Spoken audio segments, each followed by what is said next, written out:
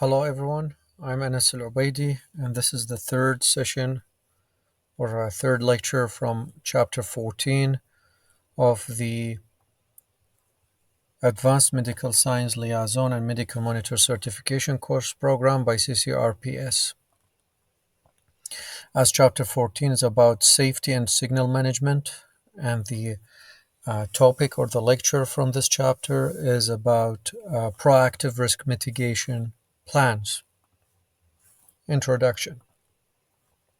Proactive risk mitigation is an essential component of clinical trial management, providing a systematic approach to identifying, analyzing, and addressing potential risks before they escalate into major problems.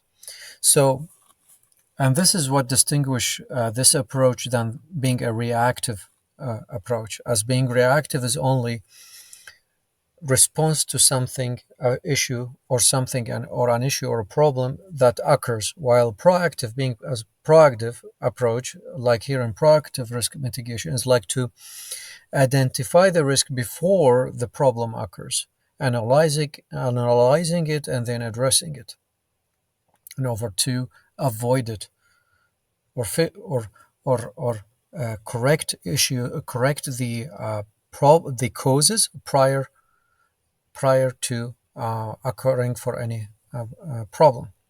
Clinical trials are inherently complex, involving multiple stakeholders, intricate protocols and diverse geographical, regulatory, and logistical challenges. Without effective risk plans in place, patient safety, data integrity, and compliance with regulatory standards can be jeopardized, resulting in delays, cost overruns, or even trial failure. And we do not need to jeopardize any of these aspects in clinical trials. The significance of proactive risk mitigation lies in its ability to foresee challenges and implement strategies that prevent disruptions. This includes reducing the likelihood or the probability of safety issues such as adverse events AEs and minimizing data inaccuracies or protocol deviations. By addressing these risks head on, clinical researchers can foster stakeholder confidence, streamline trial operations, and ensure ethical conduct throughout the trial lifecycle. Beyond theoretical benefits, proactive risk mitigation plays a critical role in strengthening trial credibility in the eyes of the sponsors, regulators, and participants. By leveraging modern technologies like predictive analytics, one of the advancements, and integrated monitoring platforms, research teams can not only identify risks but also adapt to changes dynamically, ensuring trials remain on track and resource efficient. The key points will start with importance of having proactive risk mitigation. Why risk mitigation matters. Despite of the order, we'll start with ensures patient safety. Mitigating risks prevents adverse events, AEs, or minimizes harm to participants or patients or participants. Patient safety is paramount in gaining and retaining trust in research. Example, developing a dose escalation protocol in oncology trials to minimize the risk of toxic accumulations. Another reason maintains data integrity. Another reason for its importance or why it does matter, the risk mitigation. Maintains data integrity. Accurate and reliable data is essential for meaningful analysis and regulatory compliance. As for an example, implementing automated electronic case report forms, ECRFs, to detect and reduce data entry errors in real time. Meets regulatory compliance, adhering to global and local regulations, reduces delays and ensures smoother approval processes. Example, early engagement with regulatory authorities during protocol design to ensure alignment with Food and Drug Administration, FDA, or European Medicines Agency, EMA guidelines. Benefits of a proactive approach. As of here in proactive risk mitigation. Builds confidence among sponsors, regulators, and participants, improves trial timelines by minimizing delays, reduces resource expenditure by preventing costly corrections later in the trial, enhances the scientific and ethical soundness of a trial. Key takeaway as a proactive planning helps prevent project interruptions and safeguards the credibility and success of clinical trials. And here is a diagram summarizing the risk mitigation enhances clinical trials as risk mitigation, patient safety, data integrity, regulatory compliance, and then trial efficiency.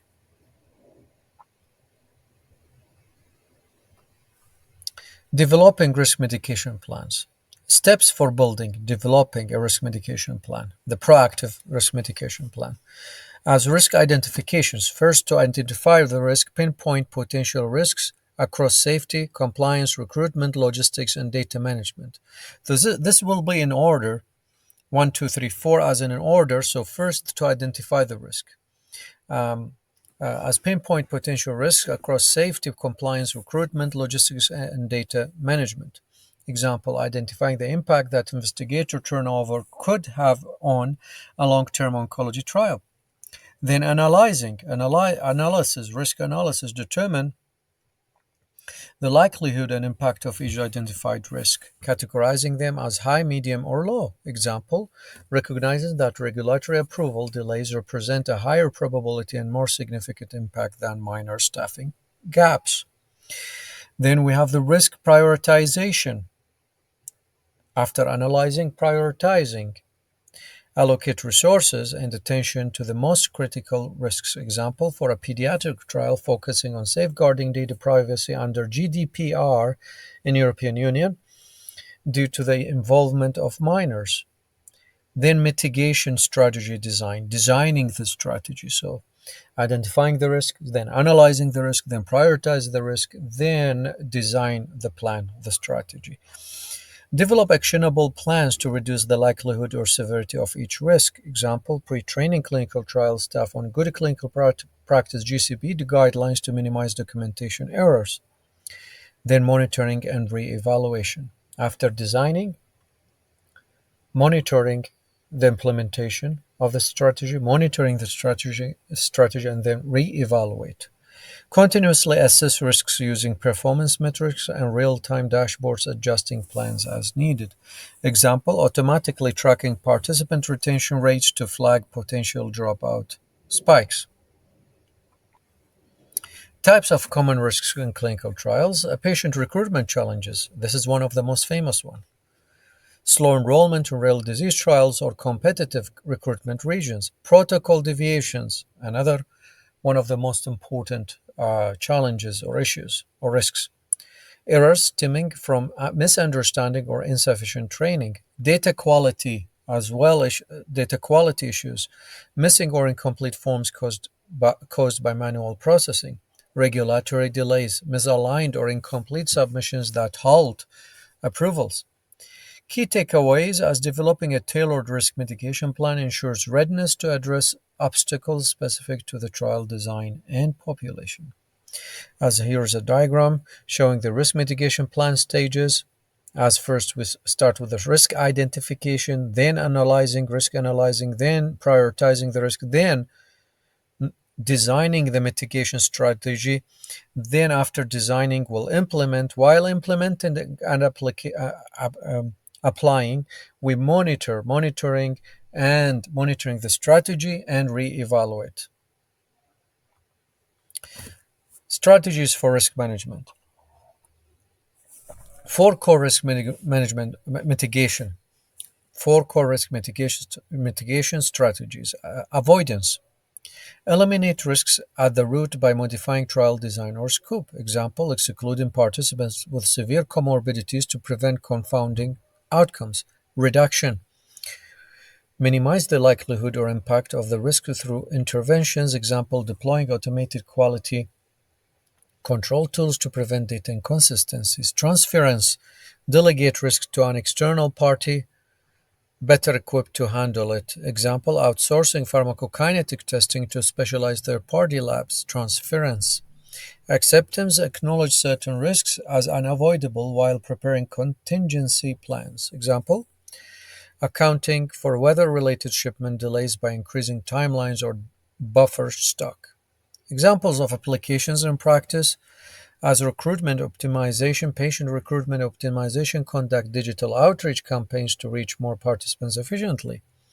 Contingency planning for staff, cross-train key personnel to backfill critical roles if staff turnover occurs. Remote monitoring tools reduce reliance on manual reporting by automating site visits with hybrid monitoring systems. Key takeaway, combining multiple strategies is often necessary to effectively tackle high priority risks. Here's a diagram on which risk mitigation strategy should be employed, whether avoidance, transference, acceptance, reduction. And this is all the types or kinds of mitigation strategies, risk mitigation or management strategies. Challenges in risk mitigation. As in any application, implementation and application for any clinical trial, and at any aspect, there are challenges. Persistent barriers, insufficient data. Historical data for similar trials is often limited, making predictions difficult. Solution: use predictive modeling tools to simulate potential scenarios as of predictive analysis. Budget constraints, financial limitations can restrict the scope of risk management efforts. Solution for that: focus on high impact risks, balancing resources between long and short term priorities. Technological gaps are inefficient or fragmented monitoring processes can undermine mitigation efforts. Solution for that: implement centralized platforms for risk tracking and integration across trial sites. Practical solutions: conduct comprehensive training, equip teams with the skills required to anticipate and respond to evolving risks. Example, training CRAs, clinical research associates, to identify protocol deviations during site monitoring visits. Promote interdepartmental collaboration, align goals and priorities across clinical, regulatory, and operational teams to minimize confusion. Example, conduct weekly meetings for transparent progress reporting and shared problem solving. Leverage modern technology, adapt tools like real-time risk dashboards for centralized monitoring. Key takeaway: overcoming these challenges requires robust infrastructure, flexible planning, and organizational alignment. Here is a diagram navigating challenges in risk mitigation. As the challenges in risk mitigations, we have the insufficient data, budget constraints, technological gaps, comprehensive training, interdepartmental collaboration, and then modern technology. Recent advancements in proactive risk mitigations. Technological innovations. We have the predictive analytics. Forecast potential bottlenecks using historical data and machine learning. Example, identify recruitment slowdown risks based on location demographics.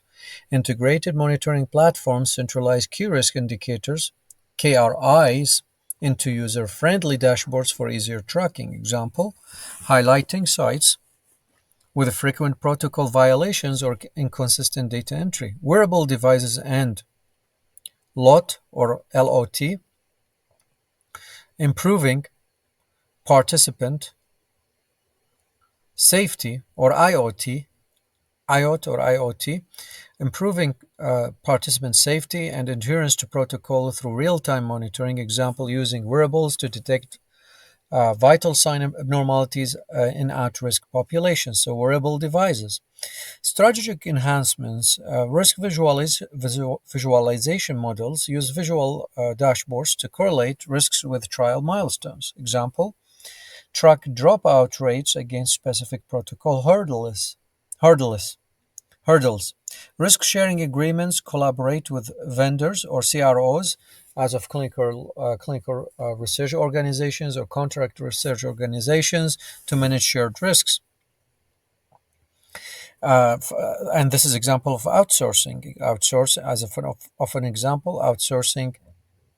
biospecimen transportation under agreed quality guarantees. Key takeaway: advances in digital tools and strategic collaborations provide powerful options for managing evolving risks in real time. By adapting proactive risk mitigation strategies and leveraging technological advancements, clinical researchers can safeguard trials against unforeseen disruptions. Understanding these methods equips physicians or advanced physician medical monitors or the medical monitors to lead trials confidently, ensuring safety, compliance, and scientific excellence. Here is a diagram on proactive risk mitigation in clinical trials as technological innovations, predictive analytics, wearable devices, and IoT or EOT, risk sharing agreements, risk visualization models, strategic enhancements, and all this under the umbrella of managing evolving risks in clinical trials. Summary tables, upcoming tables, in order to summarize what the material we covered in this lecture. We have table on importance of risk mitigation in clinical trials as aspect, description, example, impact, action required. Aspects, we have patient safety, data integrity, regulatory compliance, stakeholder confidence, resource efficiency. Table on steps to develop a risk mitigation plan, steps, mitigation, the step mitigate activity, tools, techniques, example, and outcome. Steps are risk identification in order, analysis, risk prioritization, mitigation planning, then monitoring and reviewing or reevaluation. Core risk management strategies table, strategy, approach, example, key benefit, implementation as strategies, avoidance, reduction, transference, acceptance, combination strategy. Table on challenges and solutions and risk mitigation, challenge, description, impact, solution, example, challenges, insufficient data, budget constraints, technological insufficiencies, cross-team coordination, unexpected staff gaps. Advancements in risk mitigations, advancement description, example, benefit, implementation. Advancements, we have predictive analytics, wearable technologies, integrated dashboards, risk visualization models, and risk sharing agreements. Application table, as here we have scenarios. For each scenario, key principle that was applied, key actions, timeline, what to watch out for. As scenarios, recruitment, patient recruitment challenges in rare disease trials, preventing protocol violations, data errors in longitudinal studies, budget overruns at multi-site trials. Continuing with scenarios, adverse event oversight using wearables, investigator staff turnover, post-market safety signal evaluation, dropout risks in decentralized trials. Continuing with scenarios, logistics bottlenecks in biospecimen transport, regulatory hold at approval stage. And here we'll be revising through some multiple choice questions, MCQs, the material that we have covered in this lecture. Question 1. What is the primary goal of proactive risk mitigation in clinical trials? Is it A, to reduce trial timelines without additional considerations, B, to address potential risks early and ensure trial success, C, to focus solely on patient recruitment issues, and D, to shift all trial risks to third-party vendors. So definitely it's B, as to address potential risks early and ensure trial success. So proactive risk mitigation ensures trial integrity, compliance, and patient safety by identifying potential issues early and implementing strategies to minimize their impact. Question 2, which step comes first in developing a risk mitigation plan? Is it A, monitoring and reevaluation of implemented strategies? No, this will be the last step. B, identifying risk across various trial aspects? Yes, definitely. This is the first step when we mention them in order to identify the risk. So B, it is. C, creating actions plans to reduce the risk impact. This would be after prioritization. So after prioritization, after D, prioritizing risks based on severity and probability. This would be before creating action. So start B will be the first step, as the answer here is B, identifying the risk. Then analyzing, which is not mentioned in one of the choices, analyzing the risk. Then deprioritizing the risk. Then create action plans. Then after creating, after the C, then A, monitoring and evaluation.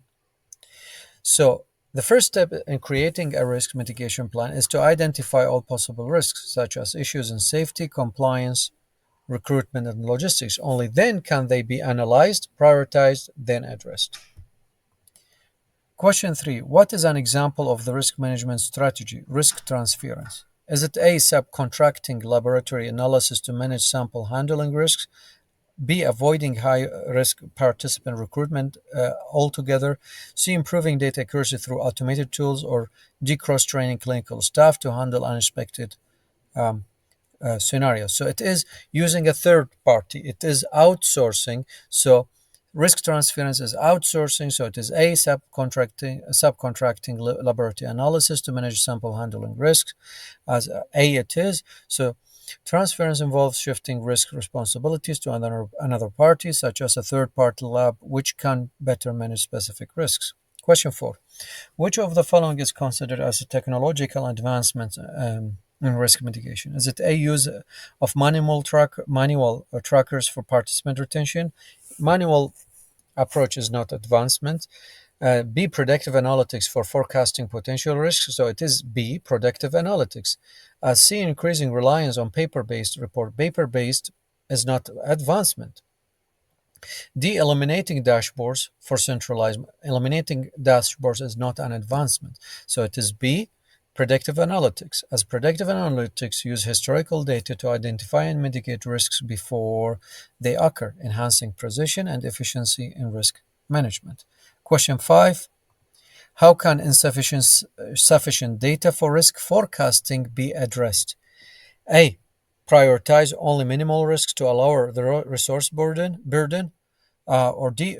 Use predictive modeling tools to compensate for gaps. Or C. Conduct additional audits post-trial completion. Or D. Avoid conducting trials in under-monitored regions. So definitely it's B. Using also predictive analytics, use predictive modeling tools to compensate for gaps. As predictive modeling tools analyze current trends and historical data to forecast risks, mitigating challenges posed by limited past trial data. And here we come to the end of this lecture. Thank you very much and goodbye.